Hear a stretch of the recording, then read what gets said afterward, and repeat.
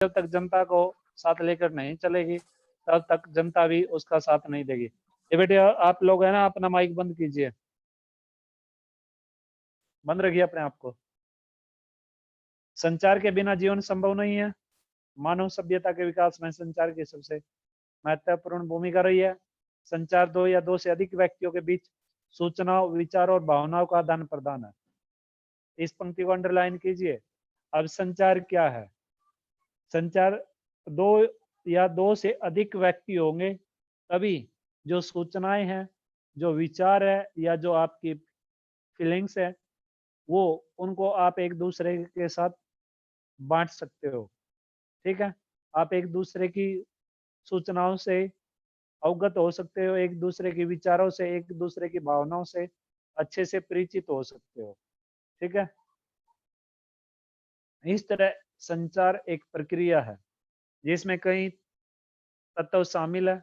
संचार के कई प्रकार हैं जिनमें मौखिक और अमौखिक संचार के अलावा अंतर्वैयक्तिक, अंतर्वैयक्तिक, समूह संचार और जन संचार प्रमुख है। ये संचार के प्रकार पेपर में आ सकता है, आपसे पूछा जा सकता है कि संचार के कितने प्रकार हैं, तो आप ये लिखोगे मौखिक, अमौखिक, अंतर्वैयक्तिक, अंतर्वैयक्तिक, समूह संचार और जन संचार।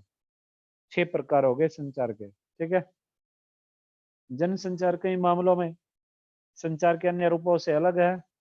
जन संचार सूचना, शिक्षा और मनोरंजन के अलावा एजेंडा तय करने का काम भी करता है।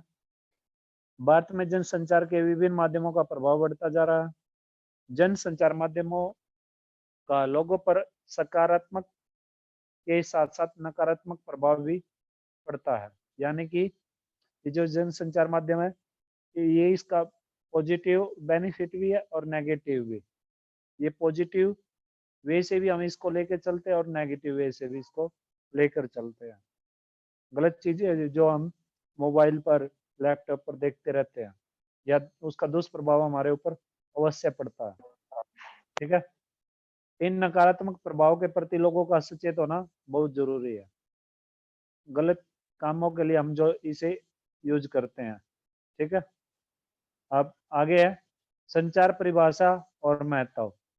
जरा सोचिए, क्या आप बिना बात किए रह सकते हैं? शायद नहीं। अकेलेपन और सोने के समय को छोड़ दिया जाए तो आप अधिकांश समय अपनी छोटी छोटी जरूरतों को पूरा करने या अपने भावनाओं और विचारों को प्रकट करने के लिए एक दूसरे से या समूह में बातचीत या संचार करने में लगा देते हैं। यहाँ तक कि कई बार हम अकेले में खुद से बातें करने लगते हैं। सच तो यह है कि हम बिना बात किए रह नहीं सकते। यदि समाज में रहना है तो उसके विभिन्न क्रियाकलापों में हिस्सा लेना है, तो यह बिना बातचीत या संचार के संभव नहीं। संचार यानी संदेशों का आदान प्रदान। ये इस पंक्ति को अंडरलाइन कर लीजिए। बेटे ये आप अपना माइक बंद करो यार, ऐसे काम थोड़ी चलता है। अगर आपको कुछ पूछना है तो बाद में पूछ लेना, रिकॉर्डिंग हो रही है ये साथ के साथ में। जरा सोचिए कि क्या आप चुप रह सकते हैं? पहली बात तो यह है कि आप बहुत देर तक चुप नहीं रह सकते। लेकिन अगर आप चुप रहना भी चाहें तो क्या आप चुप रहते हुए भी कुछ कह नहीं रहे होते? जैसे अगर आप घर या स्कूल में चुप बैठे हो तो आप कुछ कह रहे होते हैं। हो सकता है कि आप नाराज हो या फिर उदास हो या फिर कुछ सोच रहे हो। यानी कि इन पंक्तियों का कहने का मतलब ये है कि अकेला व्यक्ति भी संचार कर सकता है। ये जरूरी नहीं है कि दो व्यक्ति होने ही जरूरी है। अकेला व्यक्ति भी कम्युनिकेशन कर सकता है। ठीक है, जैसे मान लीजिए कई बार है ना, हम अकेले बैठे रहते हैं, कुछ ना कुछ सोच विचार उधेड़ बुन में लगे रहते हैं। ठीक है, तो ये जो हम उधेड़ बुन कर रहे होते हैं, तो ये क्या होता है? ये संचार का काम करता है। किसका काम करता है? संचार का। आगे चलिए। हो सकता है कि आप नाराज हो या फिर उदास हो या फिर कुछ सोच रहे हो। आपका कोई दोस्त आपको चुप बैठा देख सकता है कि क्या आप किसी से नाराज है या किसी बात पर उदास है। इसका अर्थ यह हुआ कि जैसे आप कुछ कहकर संचार कर रहे होते हैं, उसी तरह कुछ ना कुछ कहकर भी संचार कर रहे होते हैं। हम चाहे या ना चाहे अपने दैनिक जीवन में हम संचार किए बिना नहीं रह सकते। वास्तव में संचार जीवन की निशानी है। मनुष्य जब तक जीवित है यह संचार करता रहता है, यहाँ तक कि एक बच्चा भी संचार के बिना नहीं रह सकता। वह रोकर या चिल्लाकर अपनी माँ का ध्यान अपनी ओर खींचता है। एक तरह से संचार होने का अर्थ है मृत्यु। वैसे तो प्रकृति में सभी जीव संचार करते हैं, लेकिन मनुष्य की संचार करने की अक्षमता और कौशल सबसे बेहतर है।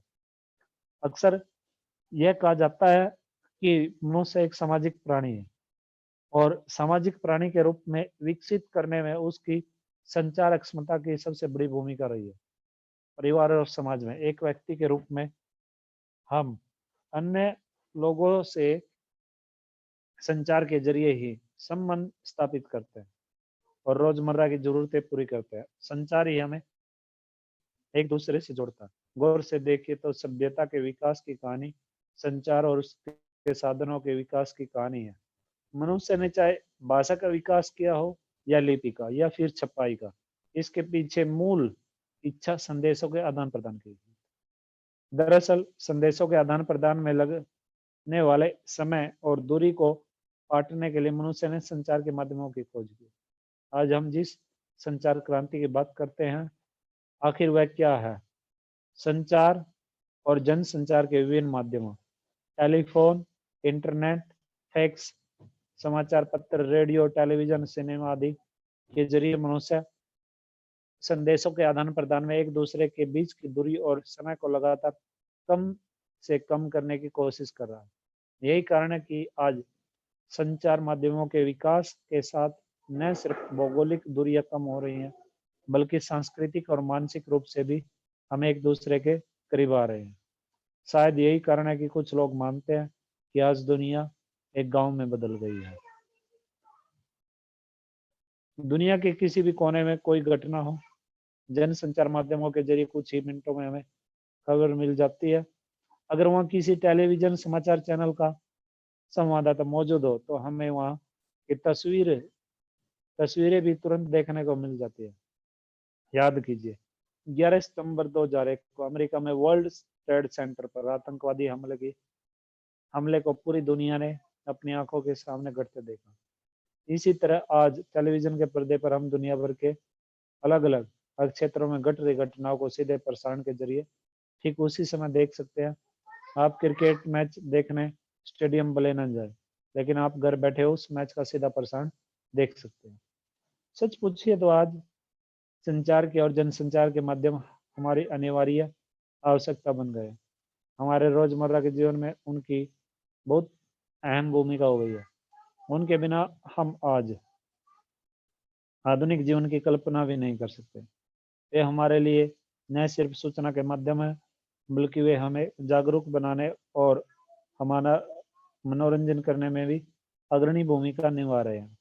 लेकिन हम जन संचार माध्यमों की आकर्षक और रोचक दुनिया के बारे में और चर्चा करें, उससे पहले यह जरूरी है कि संचार और उसकी प्रक्रिया को बारीकी से समझा जाए, क्योंकि जन संचार संचार का एक रूप है। यानी कि जो जन संचार होता है, मास कम्युनिकेशन जिसको बोलते हैं, वो किसका पार्ट होता है? कम्युनिकेशन का ही। ठीक है। अब संचार क्या है? संचार शब्द की उत्पत्ति चर धातु से हुई है। संस्कृत की जो चर धातु होती है, चर का मतलब होता है चलना, घूमना फिरना। ठीक है। जिसका अर्थ है चलना या एक स्थान से दूसरे स्थान तक पहुंचना। आपने विज्ञान में ताप संचार के बारे में पढ़ा होगा, कैसे गर्मी एक बिंदु से दूसरे बिंदु तक पहुंचती है। इसी तरह टेलीफोन के तार या बेतार के जरिए मौखिक या लिखित संदेश को एक जगह से दूसरी जगह भेजने को भी संचार कहा जाता है। लेकिन हम यहाँ जिस संचार की बात कर रहे हैं, उससे हमारा तात्पर्य दो या दो से अधिक व्यक्तियों के बीच सूचनाओं, विचारों और भावनाओं का आदान प्रदान है। मशहूर संचार शास्त्री विल्बर श्रेम के अनुसार संचार अनुभव की साझेदारी है। ये पंक्ति अंडरलाइन कर लीजिएगा, ये डेफिनेशन है संचार शास्त्री की। ठीक है। दरअसल एक दूसरे से संचार करते हुए हम अपने अनुभव को ही एक दूसरे से बांटते हैं।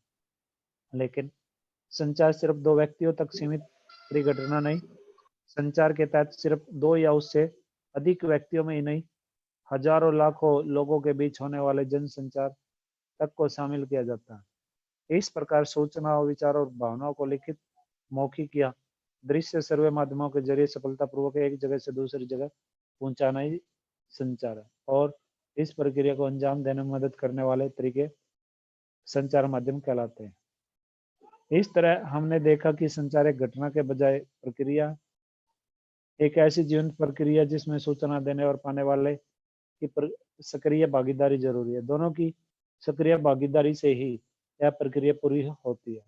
अगर दोनों में से कोई संचार के लिए अनिच्छुक है तो संचार प्रक्रिया को आगे बढ़ना मुश्किल होता है। इस अर्थ में संचार अंतरक्रियात्मक प्रक्रिया यानी कि इंटरैक्टिव। संचार के तत्व कौन कौन से होते हैं? जब हम कहते हैं कि संचार एक प्रक्रिया, तो इसका एक अर्थ यह भी होता है कि इस प्रक्रिया में कई चरण या तत्व शामिल है। संचार की प्रक्रिया में कई तत्व शामिल है। इनमें से कुछ प्रमुख तत्वों की हम यहाँ सिलसिलेवार चर्चा करेंगे। संचार प्रक्रिया की शुरुआत स्रोत या संचारक से होती है। अंग्रेजी में इसको सेंडर बोलते हैं, SENDER, सेंडर, यानी कि जो भेजने वाला होता है। ठीक है, जैसे मान लीजिए आप हो और आपको मुझे कोई संदेश भेजना है, ठीक है, या किसी भाई बहन को संदेश भेजना, तो आप सेंडर हो जाओगे। और जो आपके आइडियाज है, जो थॉट है, आप किस माध्यम से भेज रहे हो, व्हाट्सएप से यानी कि मोबाइल फोन से, या क्या नाम है, चिट्ठी से, या कुछ लिख कर, या फिर वैसे आपको किसी भी अन्य टेलीविजन के माध्यम से, रेडियो के माध्यम से अपने विचारों को जब किसी दूसरे तक पहुंचाते हो, तो वो जो जिस माध्यम का हम प्रयोग करते हैं, टेलीविजन है या रेडियो है या समाचार पत्र है, ठीक है, या पुस्तक है, वो जो दृश्य श्रव्य माध्यमों का जिनका हम प्रयोग करते हैं, वो चैनल का काम करते हैं। और जो रिसीवर होता है, अंग्रेजी में उसको रिसीवर बोलते हैं, प्राप्तकर्ता को, जो आपके विचारों को जानता है, ठीक है, पढ़ता है, उन्हें समझता है, उसे क्या कहते हैं? रिसीवर। अब ये जो प्रक्रिया है संचार की, ये ऐसे चलती है। सेंडर, फिर जो सेंडर है वो अपने माइंड में थॉट पैदा करेगा, आइडियाज लेके आएगा। उन थॉट्स या आइडियाज को वो किसी चैनल के माध्यम से, यानी कि दृश्य या श्रव्य माध्यम से, वो रिसीवर तक पहुंचाएगा। रिसीवर पर अब क्या होगा? उस चीज का इफेक्ट पड़ेगा, ठीक है, और इफेक्ट पड़ने पर वो क्या करेगा? अपनी फीडबैक देगा। फिर जो वो रिसीवर है वो क्या करेगा? वो रिसीवर सेंडर बन जाएगा। वो फिर अपने माइंड में थॉट या आइडियाज लेके आएगा और फिर वो चैनल का प्रयोग करेगा। और जो सेंडर था पहले, वो क्या बन जाएगा? अब रिसीवर बन जाएगा। अब ये जो प्रोसेसिंग होती रहती है, प्रक्रिया होती रहती है, इसी प्रक्रिया को हम क्या कहते हैं? कम्युनिकेशन बोलते हैं इसी प्रक्रिया को, ठीक है। जब तक हम विचारों का एक दूसरे के साथ आदान प्रदान करते रहते हैं, जैसे चैटिंग नहीं चलती है व्हाट्सएप पे, या वैसे आप चैटिंग करते रहते हो एक दूसरे के साथ, जब तक अगले का मैसेज आप तक आता रहता है, तब तक आप लगे रहते हो फेसबुक पे या फिर व्हाट्सएप पे। जब आगे की तरफ से कोई जवाब आना बंद हो जाता है, तो आप कम्युनिकेशन बंद कर देते हो, ठीक है। चलिए आगे चलिए। तो संचार प्रक्रिया की शुरुआत होती है जैसे आप स्वयं को स्रोत या संचारक मान लें। आपको इतिहास की एक किताब चाहिए, लेकिन इसके लिए आपको अपनी कक्षा के एक मित्र से आग्रह करना पड़ेगा। इस तरह जैसे ही आप किताब मांगने की सोचते हैं, संचार की प्रक्रिया शुरू हो जाती है। जाहिर है कि किताब मांगने के लिए आप अपने मित्र से बातचीत करेंगे या उससे लिखकर संदेश भेजेंगे। बातचीत या संदेश भेजने के लिए आप भाषा का सहारा लेते हैं। भाषा असल में एक तरह का कूट चिन्ह या कोड है। आप अपने संदेश को उस भाषा में कूटीकृत या एनकोडिंग कहते हैं। अब आपसे पेपर में पूछा जा सकता है एनकोडिंग क्या होती है, डिकोडिंग क्या होती है। ठीक है, यह संचार की प्रक्रिया का दूसरा चरण है। सफल संचार के लिए यह जरूरी है कि आपका मित्र भी उस भाषा यानी कोड से परिचित हो जिसमें आप अपना संदेश भेज रहे हैं।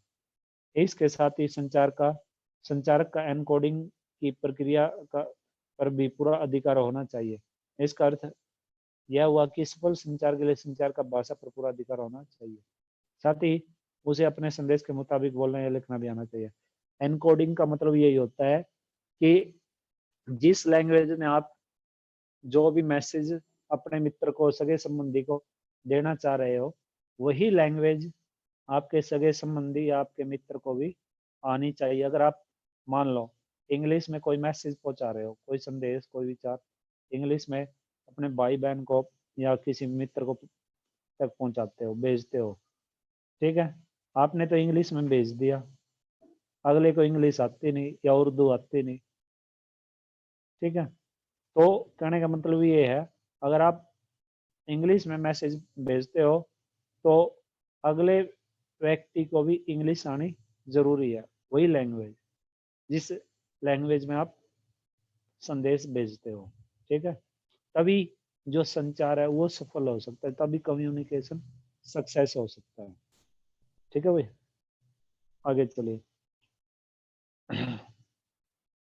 आपका मित्र भी उस भाषा यानी कोड से परिचित है जिसमें आप अपना संदेश भेज रहे हैं। इसके साथ ही संचारक का एनकोडिंग की प्रक्रिया पर पूरा अधिकार होना चाहिए। इसका अर्थ यह होगा कि सफल संचार के लिए संचारक का भाषा पर पूरा अधिकार होना चाहिए, साथ ही उसे अपने संदेश के मुताबिक बोलना या लिखना भी आना चाहिए।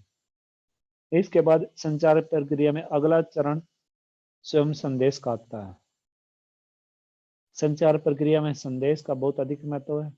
किसी भी संचारक का सबसे प्रमुख उद्देश्य अपने संदेश को उसी अर्थ के साथ प्राप्तकर्ता तक पहुंचाना है।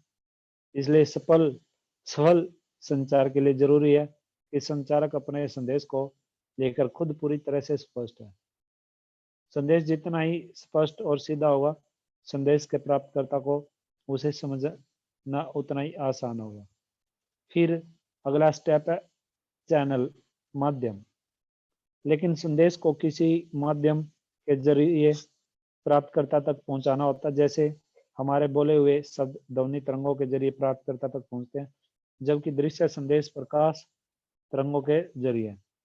इसी तरह वायु तरंगों के जरिए भी संदेश पहुंचते हैं, जैसे खाने की खुशबू हम तक वायु तरंगों के जरिए पहुंचती है। स्पर्श या छूना भी एक तरह का माध्यम है। इसी तरह टेलीफोन, समाचार पत्र, रेडियो, टेलीविजन, इंटरनेट, फिल्म आदि विभिन्न माध्यमों के जरिए भी संदेश प्राप्तकर्ता तक पहुंचाया जाता है।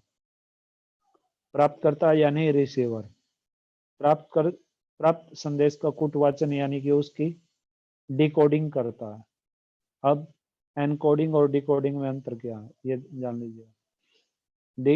एनकोडिंग तो क्या होती है, जिस लैंग्वेज में आप जैसा मैसेज देना चाहते हो वही लैंग्वेज अगले व्यक्ति को भी आनी जरूरी है। ठीक है, और डिकोडिंग का अर्थ प्राप्त संदेश में निहित अर्थ को समझने की कोशिश करना।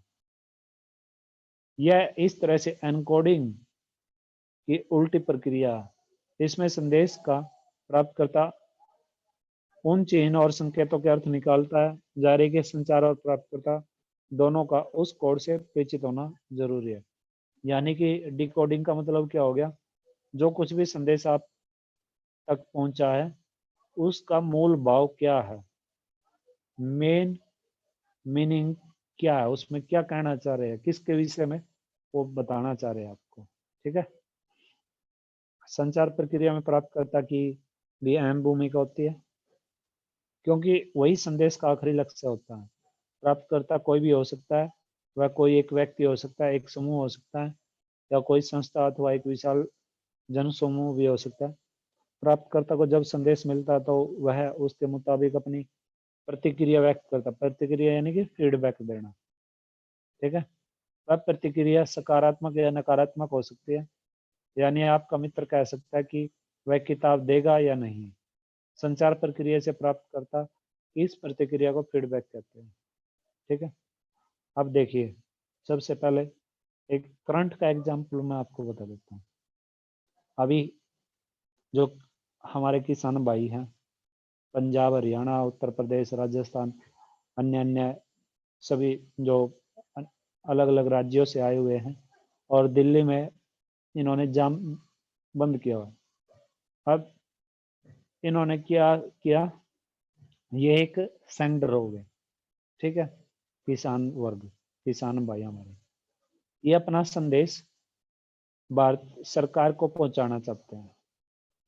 ये इनका संदेश क्या है, इन्होंने पहले से योजना बनाई कि ये जो कृषि से संबंधित जो 3 अध्यादेश लेकर आई है सरकार, इन पर इनके अंदर परिमार्जन किया जा सके या इन्हें बिल्कुल ही खत्म किया जा सके। ये इनके आइडियाज हो गए, थॉट हो गए। अब इन्होंने किस चैनल का प्रयोग किया, इन्होंने जनसभा करके इकट्ठे होकर सभी किसान भाइयों ने, सभी किसान भाई एकत्रित होकर, इकट्ठे होकर इन्होंने क्या किया, अपने उस विचार को कहां तक पहुंचा, रिसीवर यानी कि भारत सरकार तक, भारत मंत्रालय तक, यानी कि चाहे वो अमित शाह हो, चाहे वो नरेंद्र मोदी जी हो, या फिर कोई अन्य नेता, ठीक है, भारत सरकार तक इनका अपने विचारों को पहुंचाने का क्या है, मतलब एक जरिया।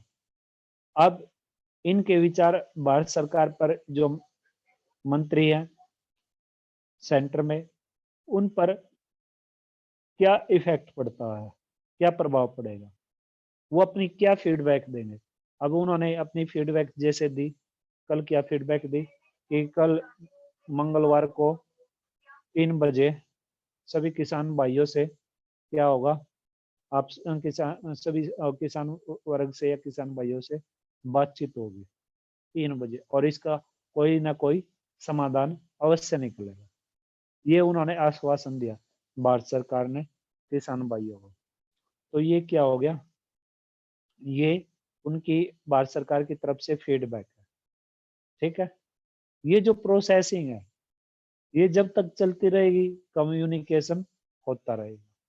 जब एक तरफ से ये कट होगी, भारत सरकार की तरफ से विचार फीडबैक आनी बंद होगी, या इनके किसान भाइयों की तरफ से फीडबैक जानी बंद होगी, तो सोच लीजिए कम्युनिकेशन क्लोज, ठीक है।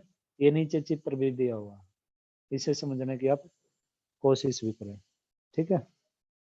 तो आगे चलिए। यानी आपका मित्र कह सकते हैं कि वह किताब देगा या नहीं, संचार प्रक्रिया में प्राप्तकर्ता किस प्रतिक्रिया को ही फीडबैक कहते हैं। संचार प्रक्रिया की सफलता में फीडबैक की अहम भूमिका होती है। फीडबैक से पता चलता है कि संचार प्रक्रिया में कहीं कोई बाधा तो नहीं आ रही है। इसके अलावा फीडबैक से यह भी पता चलता है कि संचारक ने जिस अर्थ के साथ संदेश भेजा था, वह उसी अर्थ में प्राप्तकर्ता को मिला है या नहीं। इस फीडबैक के अनुसार ही संचारक अपने संदेश में सुधार करता है, और इस तरह संचार की प्रक्रिया आगे बढ़ती है। लेकिन वास्तविक जीवन में संचार प्रक्रिया इतना सुचारू रूप से नहीं चलती, उसमें कई बाधाएं भी आती है। इन बाधा को शोर या नॉइज कहते हैं। जैसे कई बार हम क्लास के अंदर नहीं पढ़ते हैं, कभी तो ट्रैफिक की आवाज आती रहती है, कभी साथ में वो डीजे वीजे की आवाज आती रहती है, कभी किसी बच्चे की आवाज आती रहती है, या दूसरी क्लास के साथ में हम पढ़ रहे होते हैं, दूसरी क्लास के बच्चों की आवाज आती रहती है, तो उसको क्या बोलते हैं, शोर। कम्युनिकेशन में बाधा कैसे उत्पन्न होती है, ठीक है। संचार की प्रक्रिया को शोर से बाधा पहुंचाती है, संचार की प्रक्रिया को शोर से बाधा पहुंचाती है। यह शोर किसी भी किस्म का हो सकता है, यह मानसिक से लेकर तकनीकी और भौतिक शोर तक हो सकता है। शोर के कारण संदेश अपने मूल रूप में प्राप्तकर्ता तक नहीं पहुंच पाता। जैसे आप मान लीजिए, मैं आपको पढ़ाने, मैंने आपको ये जो बातें ये बता, और बीच में आप अपना माइक ऑन करते हो, और वो बीच में माइक ऑन होने के बाद जो बातचीत या जो आवाजें आती रहती है, वो डिस्टरबेंस क्रिएट करती है, ठीक है। तो उसको हम कम्युनिकेशन में क्या कहते हैं, कम्युनिकेशन में वो शोर का काम करती है, नॉइज का काम करती है, बाधा का काम करती है। ठीक है, आगे चलिए। सफल संचार के लिए संचार प्रक्रिया से शोर को हटाना या कम करना बहुत जरूरी है। ये देखिए, सबसे पहले सेंडर यानी कि संचारक, उसके बाद संदेश यानी कि मैसेज, आइडिया, थॉट्स। ठीक है, अब जैसे हम कुछ आइडिया थॉट पैदा करेंगे उस टाइम भी, उस समय भी ये आवाज़ पैदा हो सकती है। जैसे अभी मैं आपको पढ़ाने लग रहा हूँ, तो मेरी तरफ से भी कोई ना कोई किसी दूसरे व्यक्ति की या पक्षी की, जानवर की आवाज़ आ सकती है। और जब ये कोई माध्यम होता है, टीवी है, रेडियो है, या फिर इंटरनेट है, या फिर न्यूज़पेपर है, उसमें भी कोई ना कोई बाधा हो सकती है। जैसे न्यूज़पेपर, मान लो आप कोई खबर पढ़ रहे हो, उसमें किसी का फोटो ठीक से ना दिखाई देता हो, या कुछ शब्द ठीक से ना लिखे हुए हो, ठीक है, प्रिंटिंग अच्छी ना हो, तो ये भी हो सकता है। और उसके बाद रिसीवर रिसीवर फिर फीडबैक करेगा, और फीडबैक के बाद ये फीडबैक सेंटर तक पहुंचेगी। ठीक है, तो आगे है संचार के प्रकार। संचार एक जटिल प्रक्रिया, उसमें कई रूप या प्रकार है। हम यहाँ अध्ययन की सुविधा के लिए उन्हें अलग अलग समझाने की कोशिश करेंगे। ऐसे संचार के विभिन्न रूप या प्रकार एक दूसरे में भी काफी घुले मिले हैं, उन्हें अलग अलग देखना काफी मुश्किल है। जैसे कि कभी आप अपने मित्र को इशारे से बुलाते हैं, जाहिर है कि यह इशारा भी संचार है। इसे सांकेतिक संचार कहते हैं। जब हम अपने से बड़ों को सम्मान से प्रणाम करते हैं, तो उसमें मौखिक संचार के साथ साथ दोनों हथेलियां जोड़कर प्रणाम का इशारा भी करते हैं। इस तरह एक ही साथ मौखिक और अमौखिक संचार होता है। जैसे हम किसी से बातें करते हुए अपनी आंखों, चेहरे, हाथ की गति और शब्द के उतार चढ़ाव के जरिए मौखिक संचार की अमौखिक क्रियाओं की मदद कर रहे होते हैं। मौखिक संचार की सफलता में अमौखिक संचार की बहुत महत्वपूर्ण भूमिका होती है। हमारे जीवन की कुछ सबसे महत्वपूर्ण भावनाएं मौखिक से कहीं ज्यादा अमौखिक संचार के जरिए व्यक्त होती है, जैसे खुशी, दुख, प्रेम, डर आदि। संचार के विभिन्न रूपों को हम एक और तरह से देख सकते हैं। याद कीजिए, जब आप अकेले में होते हैं या क्या कर रहे होते हैं, आप कुछ सोच रहे होते हैं, कुछ योजना बना रहे होते हैं, या किसी को याद कर रहे होते हैं, यह भी एक संचार है। इस संचार प्रक्रिया में संचारक और प्राप्तकर्ता एक ही व्यक्ति होता है। यह संचार का सबसे बुनियादी रूप है, अतः इसे अंतर्वैयक्तिक इंट्रापर्सनल संचार कहते हैं। हम जब पूजा, इबादत या प्रार्थना करते वक्त ध्यान में होते हैं, तो वह भी अंतर्वैयक्तिक संचार का उदाहरण है। किसी भी संचार की शुरुआत यहीं से होती है। हम पहले सोचते हैं, फिर किसी और से संवाद करते हैं। स्पष्ट है कि किसी विषय या मुद्दे पर सोच विचार करना या विचार मंथन करना भी संचार का ही एक रूप है। ठीक है भाई, यहाँ तक पढ़ लीजिएगा, निशान लगा लीजिए, बाकी कल करेंगे। ठीक है, अब आप में से किसी को कुछ पूछना है तो पूछ सकते हैं। 1 मिनट, ये अटेंडेंस ले ले। देव, पूछना भाई।